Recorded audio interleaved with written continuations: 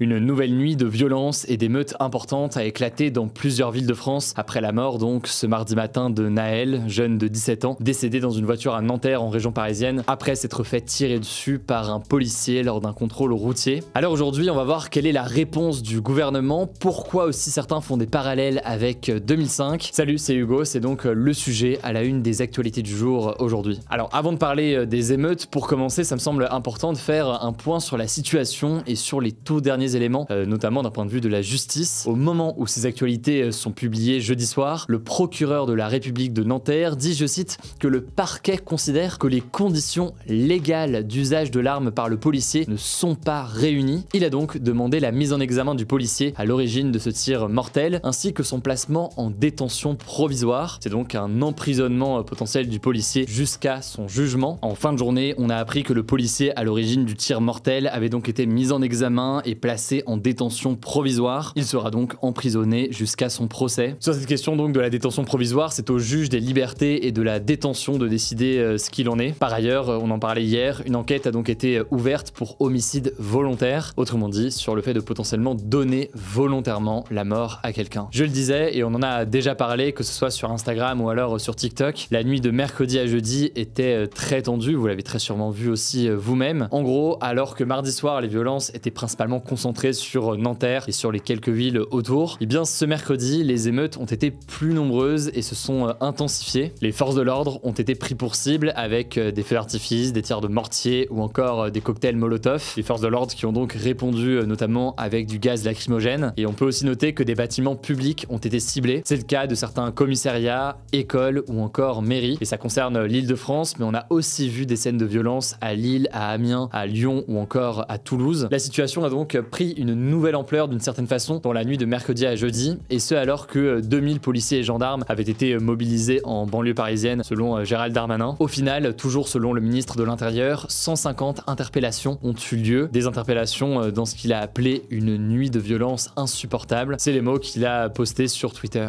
Alors plus largement, quelle a été la réponse du gouvernement? D'abord face à la mort du jeune Naël, et puis face à ces émeutes. Vous allez le voir, il y a quand même pas mal de choses intéressantes à analyser. Alors concernant les émeutes d'abord, vous l'imaginez, le président Emmanuel Macron a réagi notamment sur Twitter. Il décrit, je cite, des violences contre des commissariats, des écoles, des mairies, contre la République qui sont injustifiables. Il ajoute aussi que le recueillement, la justice et le calme doivent guider les prochaines heures. Il faisait notamment référence sûrement à la marche blanche qui a été organisée donc ce jeudi à Nanterre. On était sur place et on vous a d'ailleurs partagé des images. Évidemment donc il y a une condamnation de ces émeutes du côté du gouvernement, mais ce qu'il est aussi intéressant d'analyser, c'est la réaction du gouvernement et d'Emmanuel Macron à la mort donc du jeune Naël. En effet, au lendemain de la mort de Naël, Gérald Darmanin, le ministre de l'Intérieur, avait dénoncé, je cite, des images extrêmement choquantes, en référence donc aux images où on voit le policier tirer sur Naël. Il a ensuite annulé ses déplacements sur 2 jours pour surveiller la situation. Emmanuel Macron, quant à lui, avait déclaré que l'émotion de la nation française était tout entière face à cet acte inacceptable et inexcusable, avant de réclamer la vérité dans les meilleurs délais. Enfin, on n'en avait pas parlé, il me semble, dans les actualités du jour hier, donc j'en parle aujourd'hui. Il y avait donc eu une minute de silence qui avait été observée à l'Assemblée en hommage à Naël. Voilà donc pour la plupart du discours qui a été tenu par le gouvernement. Ces mots, ils ont été approuvés par une partie de la classe politique face à la violence, notamment des vidéos qui ont circulé et où on voit donc ce policier tirer sur Naël. Mais on peut aussi noter que c'est des propos qui ont été désapprouvés par une partie de la droite ou de l'extrême droite, ainsi que certains syndicats de police comme le syndicat Alliance. En effet, et alors que les images paraissent donc accablantes, ces derniers estiment que des mots visant à juger finalement le tir du policier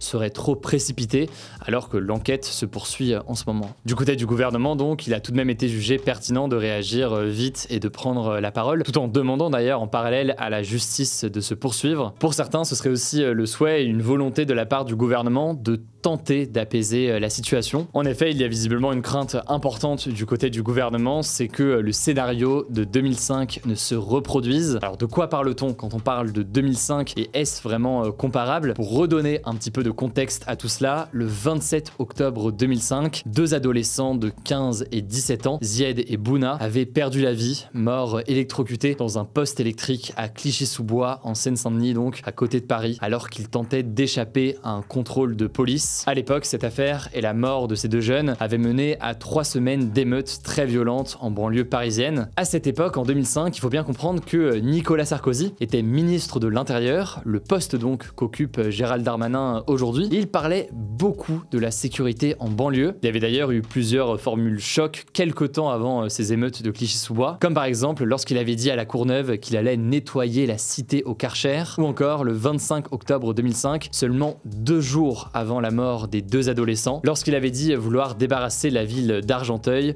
je cite, de cette bande de racailles. Ces phrases de Nicolas Sarkozy avaient fait énormément parler à l'époque, beaucoup s'en souviennent encore d'ailleurs aujourd'hui, et certains considèrent qu'elles avaient participé à l'escalade de la violence dans les jours qui ont suivi, juste après la mort des jeunes, avec un sentiment d'injustice et de colère qui avait donc éclaté dans des formes de violence et des émeutes qui avaient duré pendant plusieurs jours. D'ailleurs, ce parallèle avec 2005 a aussi fait ressortir sur les réseaux sociaux un extrait d'un son, le titre Prêt à partir, qui est signé par les rappeurs SCH et Ninho, un titre sorti en 2018 et dans lequel Ninho dit notamment ceci: ils ne veulent pas que ça brûle comme en 2005, pourtant ils refont les mêmes erreurs. Ils ici voulant dire évidemment le gouvernement ou alors la police. Mais alors très rapidement, que pourrait-il se passer dans les prochains jours? Eh bien concrètement, c'est évidemment très incertain aujourd'hui. En matière de prise de décision maintenant, Éric Ciotti, qui est le président du parti de droite Les Républicains, ou encore Éric Zemmour, le président du parti d'extrême droite Reconquête, réclament la mise en place d'un état d'urgence en France. C'est une mesure exceptionnelle en fait qui peut être décidée en cas de situation grave et qui permet de renforcer les pouvoirs des autorités